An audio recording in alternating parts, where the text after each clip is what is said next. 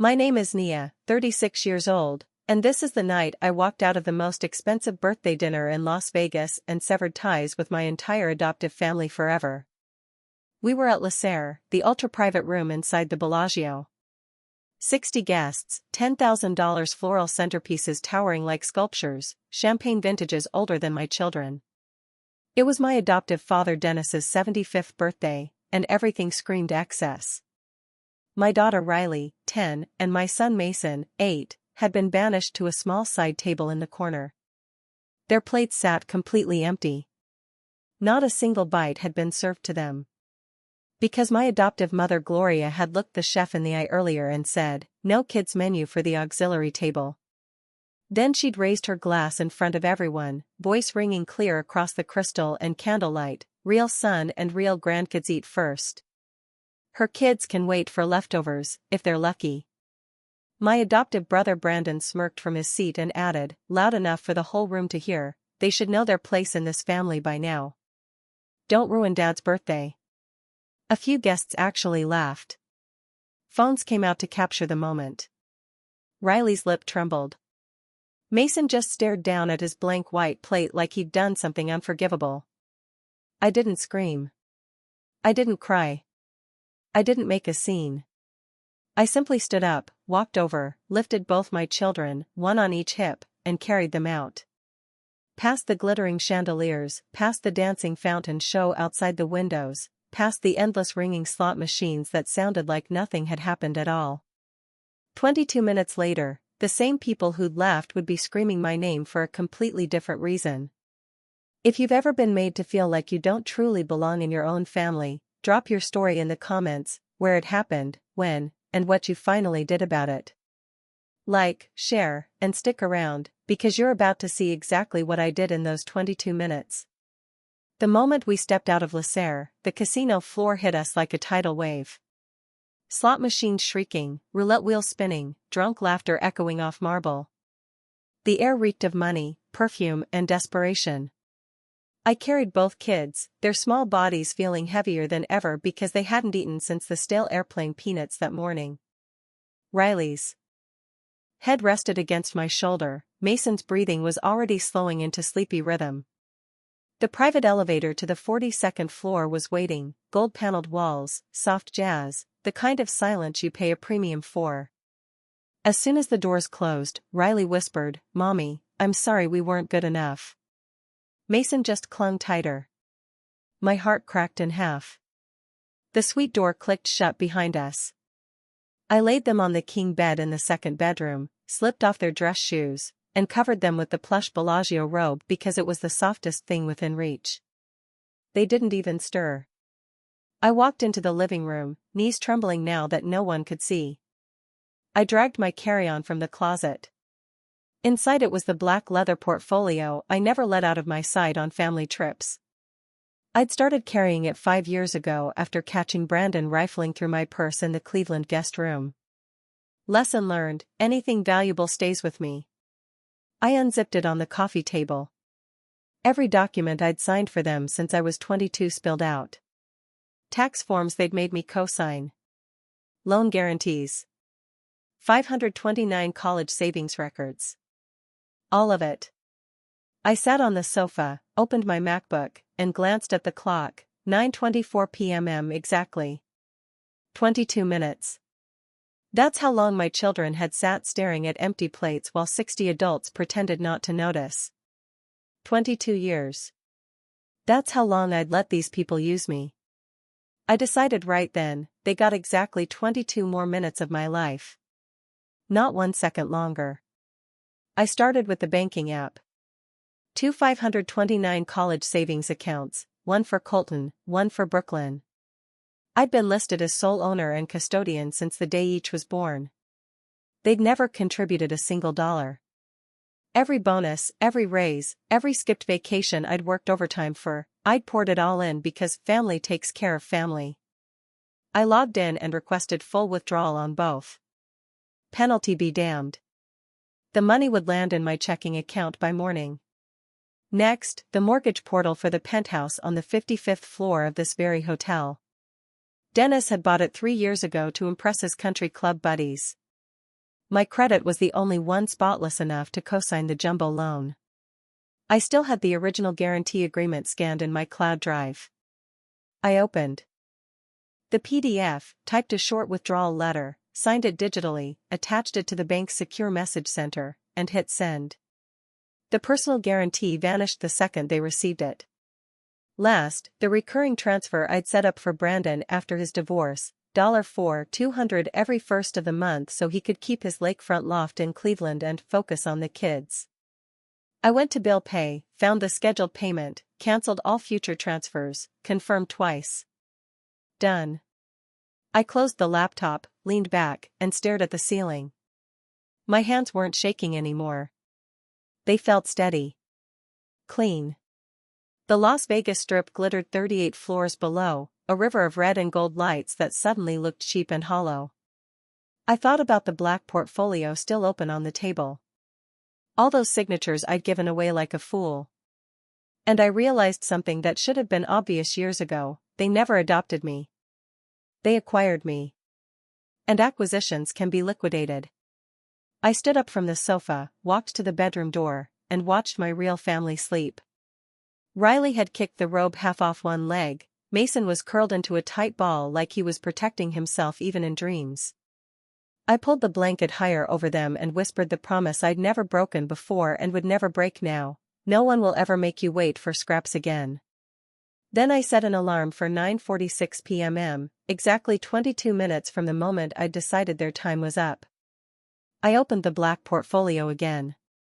The very first document was the adoption decree, yellowed at the edges, signed by Dennis and Gloria the week I turned 14.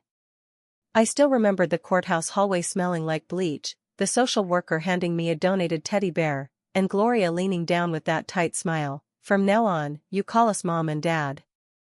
That's the deal."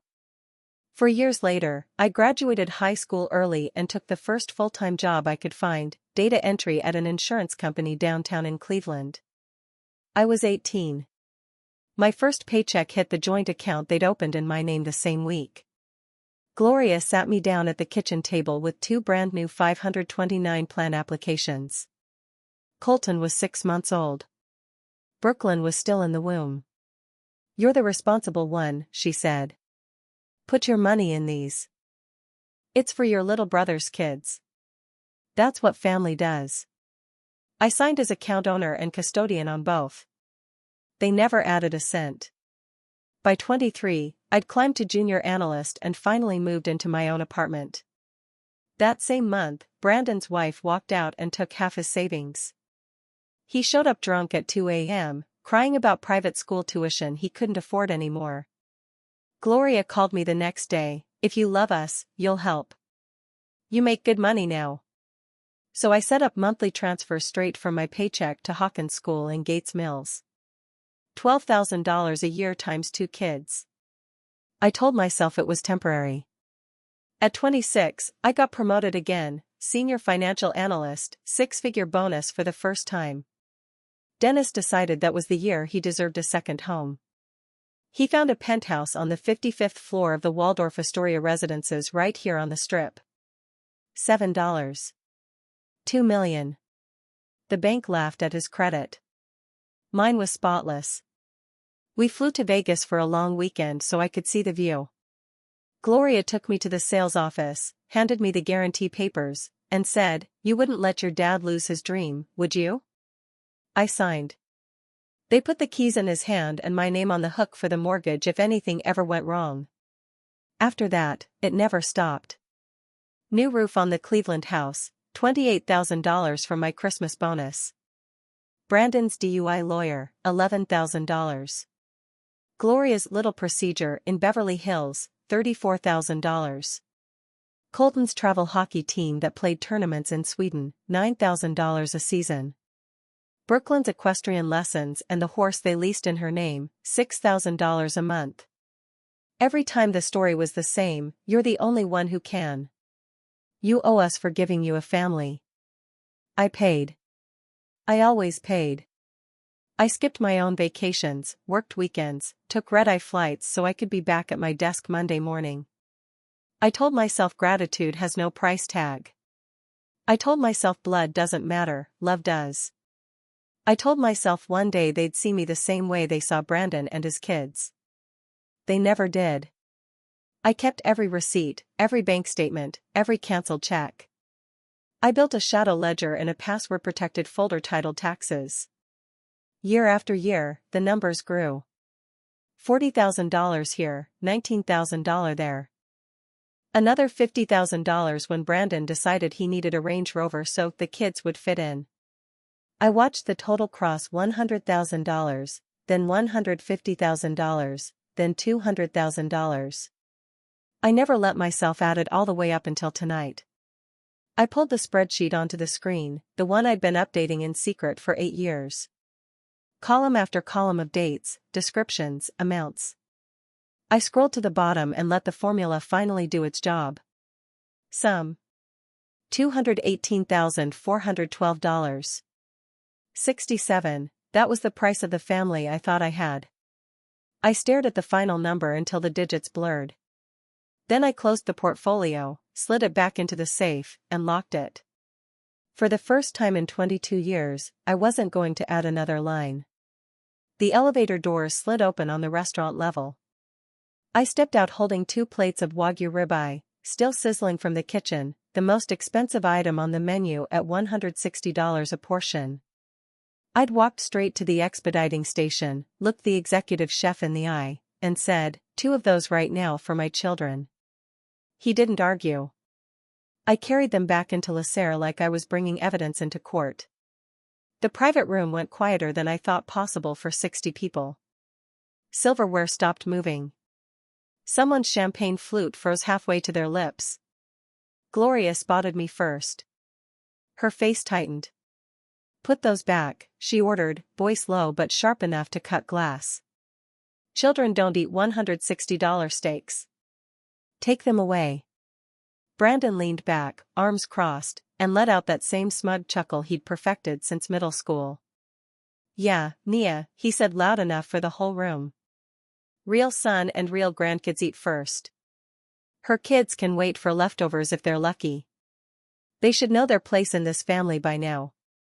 Don't ruin Dad's birthday." A couple of Dennis's golf buddies snickered. One woman lifted her phone again.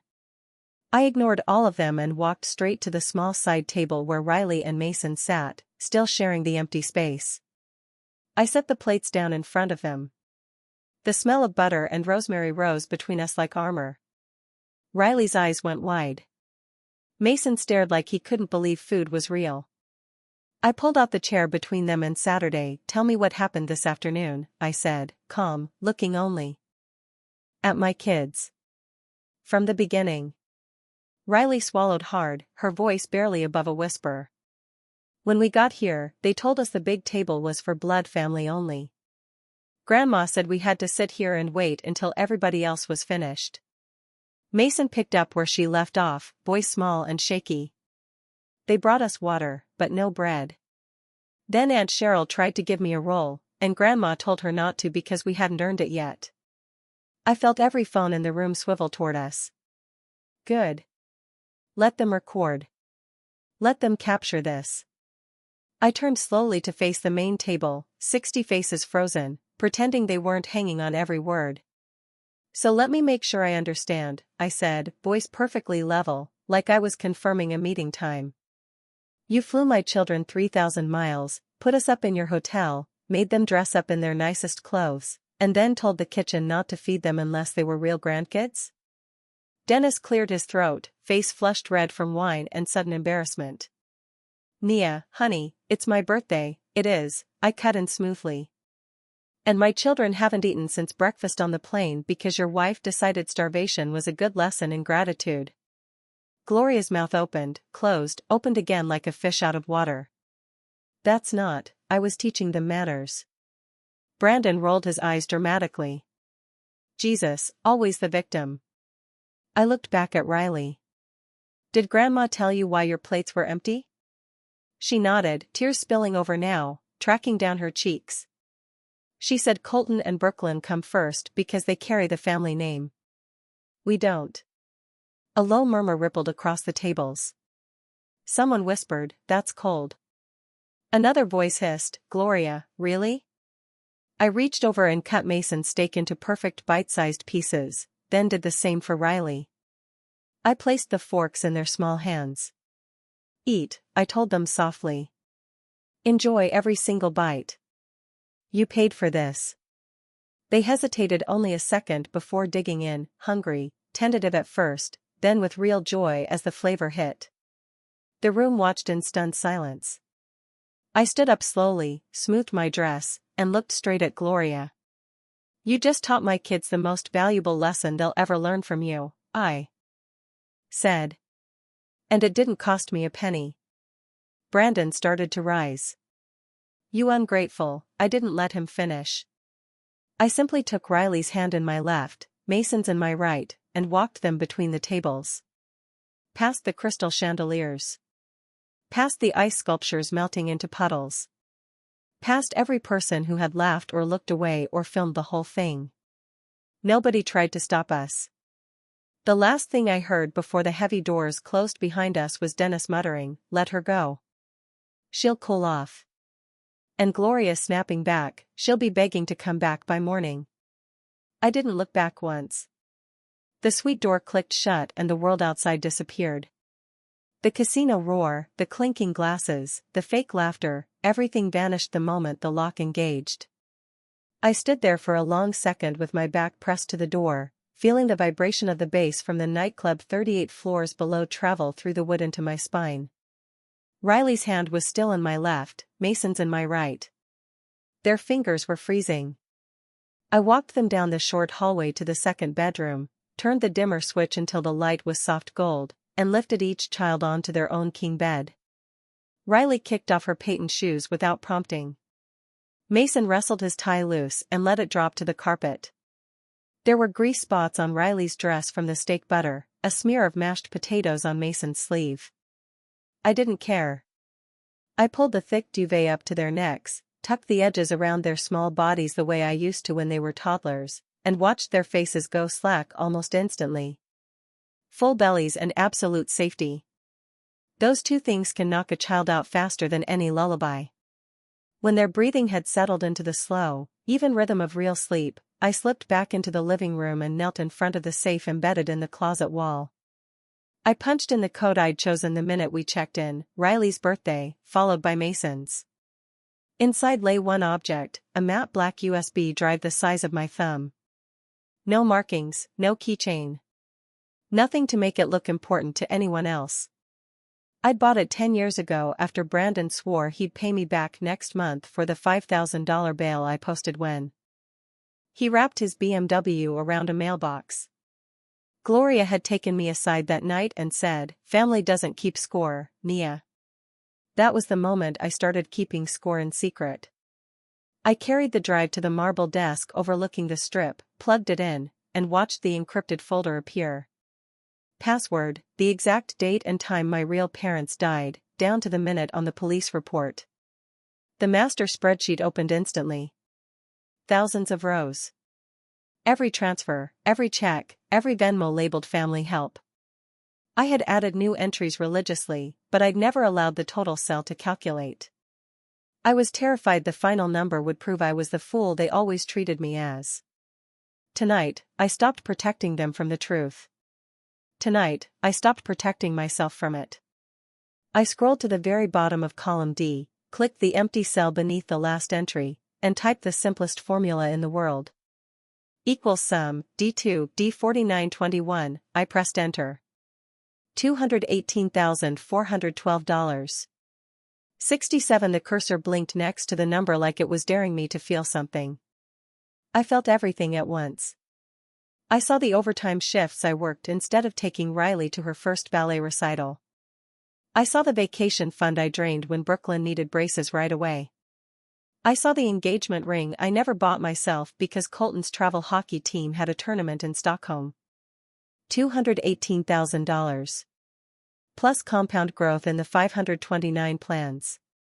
Plus the $250,000 in equity I was personally liable for on the penthouse upstairs.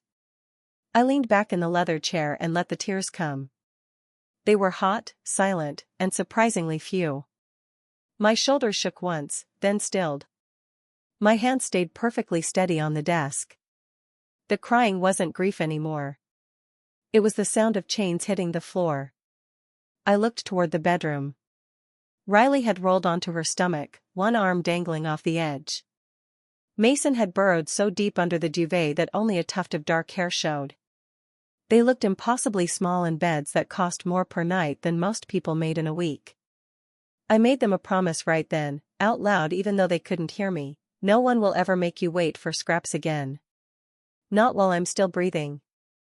I wiped my face with the sleeve of my dress, took the deepest breath I'd taken in 22 years, and opened 3 new tabs on the laptop. First tab, Vanguard 529 portal.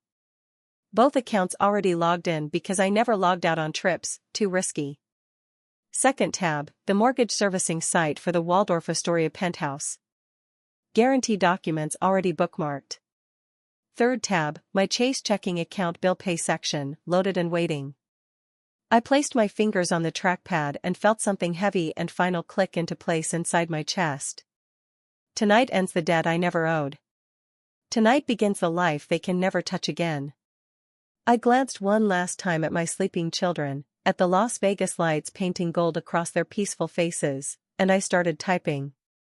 9:46 p.m. The laptop clock flipped to the exact minute I'd been waiting for. I didn't hesitate. First account, Colton's 529.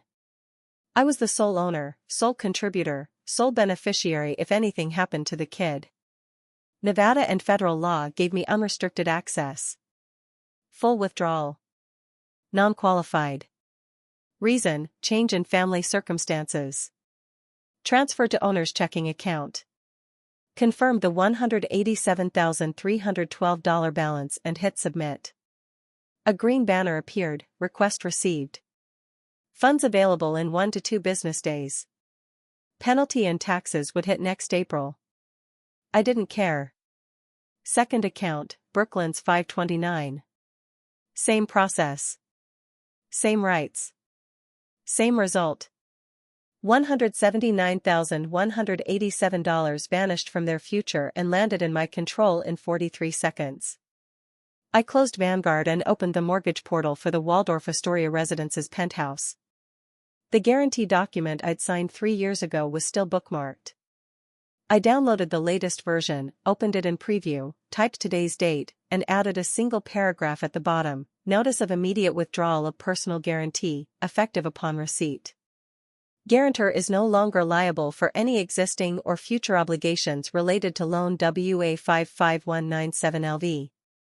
I signed it digitally, exported as PDF, attached it to the bank's secure message center, addressed to the senior loan officer I'd met during closing. Subject line, urgent, withdrawal of guarantee, Nia, last name, sent. Timestamp, 9:48 p.m. 1 minute left. Last tab, Chase Bank Pay. I found the recurring transfer labeled Brandon Rent Assistance, $4,200 every first of the month since his divorce 6 years ago. Clicked the payment. Scrolled to cancel all future payments. Confirm twice. Then I opened the memo field and typed a new scheduled payment for next month, $0. 01 with the note, final courtesy notice. Assistance terminated. That way he'd see it. Then I went to the property management portal for his lakefront loft in the Terminal Tower Residences downtown Cleveland. I still had access because I'd set up the original lease. I downloaded the early termination of subsidy letter template, filled in the unit number, checked the box third-party sponsor withdrawing support, signed it electronically, and emailed it directly to the leasing office and to Brandon's tenant file. They would lock him into market rent starting the first of next month, $6,800 instead of the $2,600 I'd been covering. I looked at the clock, 9:49 p.m. and 14 seconds. 3 actions. 3 lifetimes of resentment. Less than 4 minutes. I closed every tab. Ejected nothing, there was nothing left to eject. And shut the laptop lid. The room fell into the soft glow of the city bleeding through the curtains. For the first time since I was 14 years old, no one owned any part of me. I walked to the bedroom doorway and leaned against the frame. Riley had kicked the duvet half off. Mason was sprawled sideways, one foot sticking out. I memorized the sight: my real family, safe, fed, and finally free. I pulled my phone from the charger, turned on Do Not Disturb, and blocked every number I'd memorized since childhood: Dennis, Gloria, Brandon, the joint family group chat, even Aunt Cheryl, just in case she decided to play peacemaker tomorrow. Then I crawled onto the massive bed between my kids, still in my dress, shoes kicked off somewhere in the living room. Riley instinctively rolled toward me and flung an arm across my waist. Mason burrowed into my other side without waking. I lay there in the dark, listening to the quiet hum of the air conditioning and the soft rhythm of their breathing, and I felt the last chain snap. Tomorrow they would wake up to screaming phone calls, frantic text messages, a penthouse they could no longer afford, college funds that no longer existed, and a rent bill that would bankrupt Brandon before Labor Day. Tonight, my children slept like nothing in the world could ever hurt them again, because nothing ever would. I closed my eyes and, for the first time in 22 years, fell asleep without bracing for the next demand. The first blade of Las Vegas sunlight sliced through the gap in the blackout curtains and landed across my face. I opened my eyes to Riley's hair in my mouth and Mason's foot in my ribs. For 3 full seconds, I didn't remember where we were. Then I did. And I smiled. My phone, face down on the nightstand, was vibrating itself toward the edge. I reached over and flipped it. 97 missed calls. 43 new texts. All from the same 4 numbers I'd blocked last night. I left it on silent. Room service arrived at 8 sharp, pancakes shaped like Mickey Mouse, extra bacon, chocolate milk in glass bottles. The kids ate on the floor in their pajamas while cartoons played. I drank coffee and watched the city wake up 38 floors below. At 8:17, the first official domino fell. An email from Hawkins School, subject line in bold red: urgent, outstanding balance Colton and Brooklyn, last name, $38,741 due in full within 10 calendar days or both students would be withdrawn immediately. No payment plan. No exceptions. The finance office had already tried to pull from the linked checking account I used to fund everything. It came back insufficient. Of course it did. I'd moved every dollar last night. I forwarded the email to trash and kept sipping coffee. At 8:34, my phone rang from an unknown Nevada number. I answered on speaker while buttering Riley's second pancake. A polite but firm man from the bank introduced himself as Senior Vice President of Jumbo Loan Servicing. He was calling regarding Mr. Dennis, last name, and the Waldorf penthouse. The personal guarantee had been withdrawn effective immediately. A new qualified guarantor or full payoff was required within 90 days, or foreclosure proceedings would begin. He very much regretted the inconvenience. I said nothing. The kids didn't even look up from their cartoons. At 8:49, the suite phone rang, the hardwired one only hotel staff ever use. The front desk apologized profusely. A guest named Brandon, last name, was in the private elevator lobby creating a disturbance and refusing to leave. Security had already escorted him out once at 7 this morning. He was back, louder. Did I want them to involve Las Vegas Metro? I told them yes, please, and thank you for the discretion. 2 minutes later, I heard muffled shouting through the door, then the ding of the elevator, then silence. At 9:12, the suite phone rang again. This time it was Gloria, somehow patched through by the operator before they realized who she was. Her voice cracked between tears and rage. "Nia, pick up the damn phone. You think you can destroy your father's legacy overnight? You think we won't sue you for every penny? You were nothing when we took you in. Nothing." I let her scream until the line clicked dead. The kids never noticed. They were too busy laughing at the cartoon. At 9:27, a new number I didn't recognize lit up the screen. I almost let it go to voicemail, but something made me answer. "Nia, it's Aunt Cheryl," she said quietly. The only person in that entire family who had ever slipped me a $100 bill for gas when Gloria wasn't looking. The only one who texted happy birthday every year without fail. I saw the videos, she continued. 3 different guests posted them last night. The whole room heard what my sister said to your babies. I stayed silent. I just wired the last $20,000 I was saving for Gloria's 60th birthday cruise straight into your Venmo, she said. And I blocked her number. I'm done funding her cruelty. You take care of those kids. And take care of yourself. She hung up before I could say thank you. I set the phone down, walked to the window, and pulled the curtains all the way open. The desert sun flooded the suite, turning everything gold. Riley ran over and pressed her syrup-sticky hand to the glass. Mommy, can we go see the fountain today? I knelt, wiped her fingers with a napkin, and kissed the top of her head. Baby, we can do whatever we want today. And for the first time in my entire life, I meant it. 10 months after that 75th birthday disaster, the fallout had settled into something quiet and irreversible. Dennis and Gloria lost the Waldorf penthouse to foreclosure in early spring. The bank auctioned it off for $2 million under asking. They poured every dime from the forced sale of the Shaker Heights house into the remaining mortgage gap and still came up short. The moving trucks took the last of their furniture while neighbors pretended not to watch from behind curtains. Brandon missed the final tuition deadline at Hawkins. The school expelled Colton and Brooklyn the same week his landlord changed the locks on the terminal tower loft. 2 months later, Cuyahoga County Family Court awarded temporary full custody to his ex-wife because he couldn't prove stable housing. He moved into a studio above a bar in Ohio City and stopped answering the family group chat entirely. I filed the paperwork in Mecklenburg County, North Carolina the week we closed on our new 4-bedroom house in the Baxter Village area of Fort Mill, just across the state line from Charlotte. Riley's new legal name became Riley Grace Carter. Mason became Mason James Carter. My name went back to the one my real mother gave me.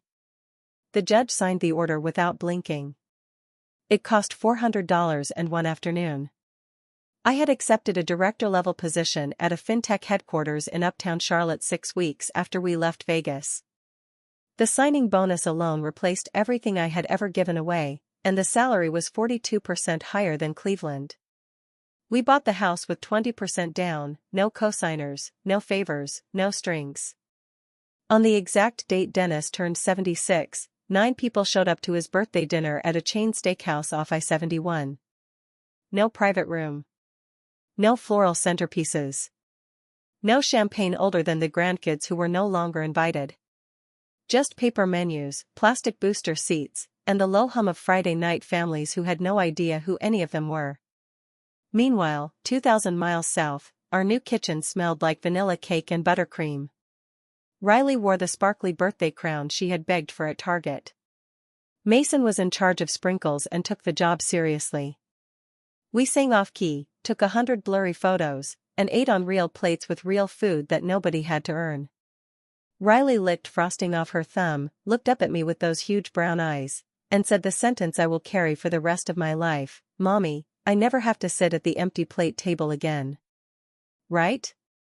I knelt so we were eye level, brushed a curl from her forehead, and answered the only way I could, "Never again, baby. From now on, you sit wherever you want with whoever loves you enough to make sure your plate is full first." That is the entire point of this story. You do not owe the people who hurt you a lifetime of payment just because they once fed you, clothed you, or called you family. Gratitude has an expiration date. The moment they weaponize the past to starve your future, the debt is cancelled. Real family is the one that never makes you prove you belong. Real love never keeps score. Real belonging never comes with a price tag. If you're watching this and you're still paying a bill you never agreed to, still shrinking yourself to fit at a table that leaves you hungry, still waiting for people who will never see you to finally see, you hear me? Close the accounts. Withdraw the guarantees. Change the locks. Change the names if you have to. Your children are watching how you teach them to be treated. Choose the table where everyone eats. Choose the family that chooses you back. We did. And 10 months later, we have never been happier.